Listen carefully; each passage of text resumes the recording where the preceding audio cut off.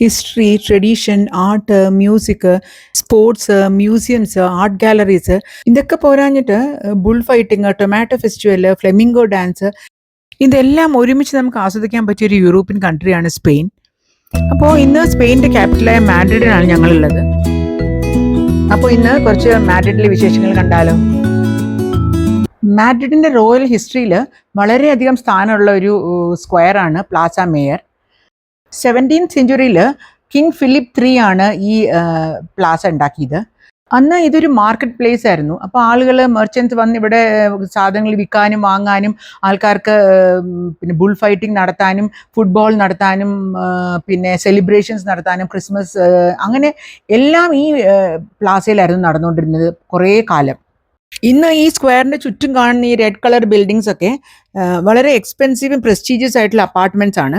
അതിൻ്റെയൊക്കെ balcony open ചെയ്യുന്നത് തന്നെ ആ സ്ക്വയറിൻ്റെ സെൻറ്ററിലേക്കാണ്. താഴെ എങ്ങനെയാണെന്ന് വെച്ചാൽ എല്ലാം കഫേസും ഹോട്ടലും അല്ലെങ്കിൽ റെസ്റ്റോറൻറ്റ്സും അങ്ങനെ. നടുക്ക് കിങ് ഫിലിപ്പ് 3യുടെ ഒരു ബ്രോൺസിൽ ഉണ്ടാക്കിയ കുതിരയുടെ മുകളിലിരിക്കുന്ന ഒരു സ്റ്റാച്യു ആണ്. ഈ റെഡ് കളർ പെയിന്റ് ചെയ്തിരിക്കുന്ന ബിൽഡിങ്സിൻ്റെ ഒക്കെ നടുക്ക് ഒരു ഡിഫറെൻറ്റ് പെയിന്റിംഗ് ഒക്കെ ചെയ്തിട്ടുള്ള ഒരു ബിൽഡിംഗ് കാണാം. അതാണ് ഇവിടുത്തെ ഏറ്റവും ഇമ്പോർട്ടൻ്റ് ആയിട്ടുള്ള ഒരു ബിൽഡിംഗ് ആണ്. അതുപോലെ സെൻറ്ററിൽ ഒരു 3 ഫ്ലാഗ് കാണാൻ പറ്റും. ആ ഫ്ലാഗ് ഒന്ന് ഫ്ലാഗ് ഓഫ് സ്പെയിൻ ആണ്, രണ്ടാമത്തേത് flag off the community of Madrid ആണ്, മൂന്നാമത്തേത് ഫ്ലാഗ് ഓഫ് യൂറോപ്യൻ യൂണിയൻ. ചില സമയങ്ങളിൽ അവിടെ 4 ഫ്ലാഗ് ഉണ്ടാവും. അപ്പോൾ അവിടെ എന്തെങ്കിലും സെറിമണി ഒക്കെ നടക്കുകയാണെങ്കിൽ ആ സെറിമോണിയൽ ഫ്ലാഗ് ആണത്. അപ്പോൾ ഈ സ്ക്വയറിൻ്റെ അകത്തുനിന്ന് പുറത്തേക്ക് ഇറങ്ങാനായിട്ട് 9 ആർച്ചുകളുണ്ട് ഇവിടെ. അതിലൊരു ആർച്ചാണിത്.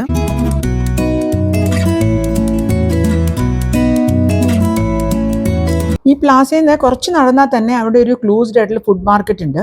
മെർക്കാഡോ ഡേ സാൻ മൈഗൽ അങ്ങനെയാണ് എന്ന് തോന്നുന്നു പറയുക.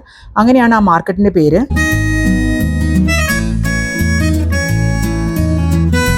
വളരെ നല്ല ക്വാളിറ്റിയിലുള്ള സീ ഫുഡും അതേപോലെ മീറ്റും പിന്നെ പേസ്ട്രീസും അങ്ങനെ ഫുഡിൻ്റെ വളരെ ഒരു നല്ല മാർക്കറ്റാണ്. അത് കാരണം ഇവിടെ വളരെ തിരക്കുമാണ്. സ്പാനിഷ് ഫുഡ് കൾച്ചറിൻ്റെ ഒരു വളരെ ഇമ്പോർട്ടൻ്റ് ആയിട്ടുള്ളൊരു പാർട്ടാണ് സ്പാനിഷ് ടപ്പാസിനുള്ളത്. സ്പാനിഷ് ടപ്പാസ് എന്ന് പറഞ്ഞാൽ വെറൈറ്റി ഓഫ് ഡിഷസ് അവർ സെർവ് ചെയ്യും ഒരുമിച്ച്. അതിൻ്റെ കൂടെ ഒരു ഡ്രിങ്കും ഉണ്ടാവും. അത് ഏത് തരത്തിൽ ഡ്രിങ്ക് വേണമെങ്കിലും ആവാം, ആൽക്കഹോൾ ആവാം, ബിയർ ആവാം, അങ്ങനെ എന്ത് വേണമെങ്കിലും ആവാം. അത് മെയിനായിട്ട് ഉദ്ദേശിക്കുന്നത് നമുക്ക് ഒരു ഷെയറിങ്ങും ആ റിലേറ്റീവ്സ് ഫ്രണ്ട്സിൻ്റെ ഒക്കെ കൂടെ നമുക്ക് ഒരുമിച്ചിരുന്ന് കഴിക്കാനും ആ ഒരു സോഷ്യൽ ബോണ്ടിങ്ങും ഒക്കെ വരാനായിട്ടുള്ള ഒരു മാർഗ്ഗമാണ്. അവിടുത്തെ തിരക്ക് ഞാൻ കാണിച്ചു തരാം.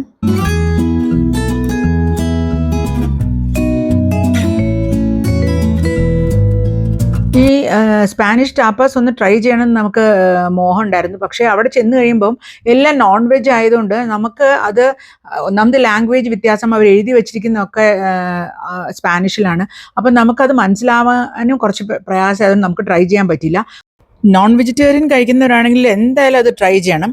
ഈ കൾച്ചർ കൂടുതലുള്ളത് മാഡ്രിഡ്, സിവിയ, പിന്നെ ബാഴ്സലോണ ഒക്കെയാണ്. പിന്നെയും സ്പെയിനിൻ്റെ എല്ലാ ഭാഗങ്ങളിലും കിട്ടുമായിരിക്കും. ഒരു സോഷ്യൽ കണക്ഷനും ഷെയറിങ്ങിനും ഒക്കെ വേണ്ടിയിട്ടാണ് ഈ ഒരു കൾച്ചർ അവർ കൊണ്ടുവന്നത് തന്നെ. പേസ്ട്രീസ്, ബേക്ക്ഡ് ഐറ്റംസ്, പിസ്സ, അങ്ങനെ വിവിധ വെറൈറ്റീസ് ഉണ്ട് അവിടെ എല്ലാം.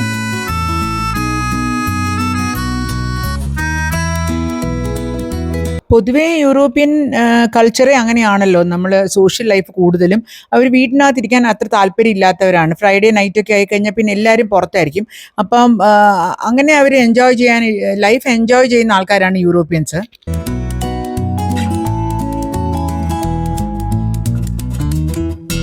സ്പേസ് വളരെ കുറവാണ്, പക്ഷെ എന്നാലും എല്ലാ തരത്തിലുള്ള ഫുഡ് ഐറ്റംസും കിട്ടും. മാത്രമല്ല കുറച്ച് പേർക്ക് ഇരുന്ന് കഴിക്കാനുള്ള പ്രൊവിഷനും ഒക്കെ അവിടെയുണ്ട്. ബാക്കി എല്ലാവരും വെളിയിലൊക്കെ ഇരുന്നാണ് കഴിക്കുന്നത്. പിന്നെ ഇവിടുന്ന് വന്ന് കളക്ട് ചെയ്ത് പോകുന്ന ആൾക്കാരുണ്ട്. അങ്ങനെ നല്ല റഷാണ്. കണ്ടിന്യൂസ്ലി ആൾക്കാർ ഇങ്ങനെ വന്നുകൊണ്ടിരിക്കും.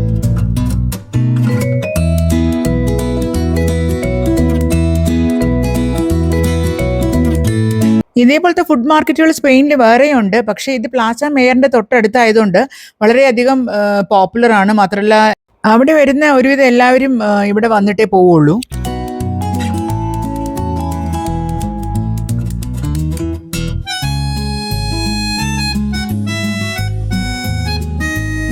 നമ്മുടെ നാട്ടിൽ മാങ്ങാ പിക്കിളൊക്കെ ഉണ്ടാവില്ലേ, അതേപോലെ ഇവിടെ ഒലീവ്സിൻ്റെ ഒരു വൈഡ് കളക്ഷൻ ഓഫ് പിക്കിൾസ് ഉണ്ട്. അത്ര അധികം പിക്കിൾസ് ആണ് ഒലീവ്സിന്റെ കുറേ തരത്തിലുള്ള എന്തൊക്കെയോ ഡിഷസ് ഒക്കെ ഉണ്ട്.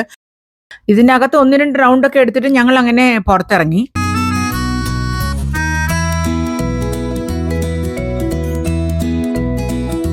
പിന്നെ അവിടുന്ന് ഇങ്ങനെ കുറച്ച് വീണ്ടും മാഡ്രിഡിന്റെ സ്ട്രീറ്റ്സ് കൂടി ഇങ്ങനെ നടക്കുകയാണ്.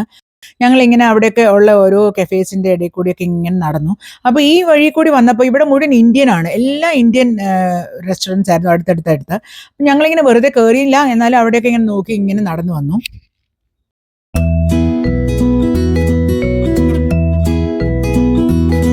ഉച്ച സമയമായെങ്കിലും ഒട്ടും വെയിലൊന്നും ഇല്ല, പിന്നെ നല്ല തണുപ്പുള്ളതുകൊണ്ട് നല്ല സുഖമായിട്ട് ഇങ്ങനെ നടക്കാൻ പറ്റും. അപ്പം ഞങ്ങൾ അങ്ങനെ കുറേ നടന്നു. പിന്നെ കുറച്ച് കഴിഞ്ഞപ്പോൾ ഇങ്ങനെ ഒരു പള്ളിയുടെ അവിടെ എത്തി, ഏതൊരു മാർക്കറ്റ് പ്ലേസിലൊക്കെ എത്തി.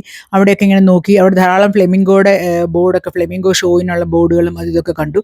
അങ്ങനെ ഞങ്ങൾ ഓരോ വിൻഡോ ഷോപ്പിംഗ് ഒക്കെ ചെയ്ത് ഇങ്ങനെ നടന്നു. അപ്പോൾ അടുത്ത് ഞങ്ങൾ പോകാൻ ഉദ്ദേശിച്ചത് റോയൽ പാലസ് ഓഫ് മാഡ്രിഡ് ആണ്.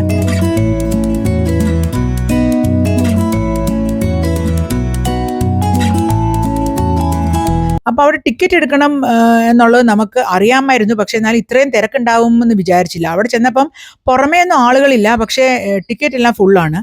അപ്പോൾ അതുകൊണ്ട് ഞങ്ങൾക്ക് അകത്ത് കയറാൻ പറ്റിയില്ല. വളരെ തിരക്കൊന്നും ഉണ്ടായിരുന്നില്ല, വെളിയിൽ തിരക്കൊന്നും കണ്ടില്ല, ക്യൂ നിൽക്കുന്ന ഒന്നും കണ്ടില്ല. പക്ഷേ അത് ടിക്കറ്റ് എല്ലാം ഫുൾ ആണെന്ന് പറഞ്ഞു. അപ്പോൾ അത് കാരണം ഞങ്ങൾക്ക് അകത്ത് കയറാൻ പറ്റിയില്ല. വെളിയിലൊക്കെ നമ്മൾ കുറേ ഇങ്ങനെ നടന്ന് അതൊക്കെ ഒന്ന് എക്സ്പ്ലോർ ചെയ്തു. യൂറോപ്പിലെ എല്ലാ പാലസസും ഉള്ള പോലെ സ്പാനിഷ് റോയൽ ഫാമിലി ഇവിടെ ഒരു കാലത്ത് താമസിച്ചിരുന്നു. പക്ഷേ ഇതൊരു വളരെ വലിയ പാലസാണ്. 3000 റൂംസ് ഉണ്ടെന്നാണ് പറയുന്നത്. ഇത് ബാറോക്കും ക്ലാസിക്കൽ ആർക്കിടെക്ചറും കൂടി മിക്സഡ് ആയിട്ടുള്ള ഒരു ആർക്കിടെക്ചറാണ്. പുറത്തുനിന്ന് കാണാനൊക്കെ വളരെ ഗ്രാൻഡ് ലുക്കൊക്കെ ഉണ്ട്. അപ്പം നമുക്ക് അകത്ത് കയറാൻ പറ്റാത്തതുകൊണ്ട് ഞങ്ങൾ അതിൻ്റെ ചുറ്റുമൊക്കെ ഒന്ന് നടന്നു. സാധാരണ പാലസിലുള്ള പോലെ തന്നെ പെയിന്റിങ്സും സ്കൾപ്ചേഴ്സും പിന്നെ അതുപോലെ റോയൽ ഫാമിലി യൂസ് ചെയ്തിരുന്ന സാധനങ്ങളും അങ്ങനത്തെ ത്രോൺ റൂമും അങ്ങനത്തെ ഒക്കെ തന്നെയാണ് ഇതിനകത്തും. പക്ഷേ ഇത് ബക്കിംഗ്ഹാം പാലസിനെക്കാട്ടിലും വലിപ്പത്തിൽ കൂടുതലുണ്ടെന്നാണ് പറയുന്നത്. നമ്മളിങ്ങനെ കാശ്മീരിലൊക്കെ പോകുമ്പോൾ കാശ്മീരി വേഷമിട്ട് ഫോട്ടോ ഒക്കെ എടുക്കില്ലേ, അതേപോലെ ഇവിടെ ഫ്ലെമിംഗോയുടെ വേഷം വെച്ചിട്ടുണ്ട്. അപ്പം അത് റെന്റിന് തരും, നമുക്ക് അത് ഇട്ടിട്ട് വേണമെങ്കിൽ ഫോട്ടോ ഒക്കെ എടുക്കാം. പിന്നെ കുറച്ച് കാർട്ടൂൺ ക്യാരക്ടേഴ്സ്, ടെഡി ബെയർ, അങ്ങനെ ഓരോരുത്തർ വേഷമൊക്കെ ഇട്ട് കുട്ടികളുടെ കൂടെ ഫോട്ടോ എടുക്കുന്നു. വലിയവർക്കും എടുക്കാം ഫോട്ടോ, അങ്ങനെയൊക്കെ. എല്ലാ സ്ഥലത്തും ഒരുപോലെയാണ് അതൊക്കെ. നല്ല വെയിലായിരുന്നു, അപ്പോൾ അത് കാരണം കുറച്ച് വെയിലൊക്കെ കൊണ്ടു, തണുപ്പൊന്ന് കുറഞ്ഞു കിട്ടി. റോയൽ പാലസിന്റെ നേരെ മുമ്പിൽ ഒരു കത്തീഡ്രൽ ഉണ്ട്, അതാണ് അൽ മുദീന കത്തീഡ്രൽ. അത് മാഡ്രിഡിലെ മെയിൻ കാത്തലിക് കത്തീഡ്രൽ ആണ്. അൽ മുദീന എന്ന് പറയുമ്പോൾ ഒരു അറബിക് വേർഡ് പോലെ തോന്നുന്നില്ലേ? അതിന്റെ റീസൺ എന്താണെന്ന് വെച്ചാൽ പണ്ട് സ്പെയിനിൽ മൂറിഷ് രാജാക്കന്മാരായിരുന്നു ഭരിച്ചിരുന്നത്. അപ്പോൾ സ്പെയിനിലെ പല സ്ഥലങ്ങളിലും ഇന്നും ആ മൂറിഷ് കൾച്ചർ കാണാൻ സാധിക്കും. ഇവിടെയാണ് റോയൽ വെഡ്ഡിങ്സ് ഒക്കെ നടക്കുക. 2004 ലാസ്റ്റായിട്ട് ഇവിടുത്തെ ഒരു റോയൽ വെഡ്ഡിങ് നടന്നത്. അപ്പോൾ അങ്ങനെ ഞങ്ങൾ ഇതൊക്കെ കണ്ടിട്ട് തിരിച്ചുപോയി. ഇപ്പോൾ വൈകുന്നേരമായി. മാഡ്രിഡിന്റെ കാഴ്ചകൾ ഇനിയും ധാരാളം ഉണ്ട്. അതുമായിട്ട് വേറൊരു വീഡിയോയിൽ വരാം. അതുവരെ എല്ലാവർക്കും ബൈ.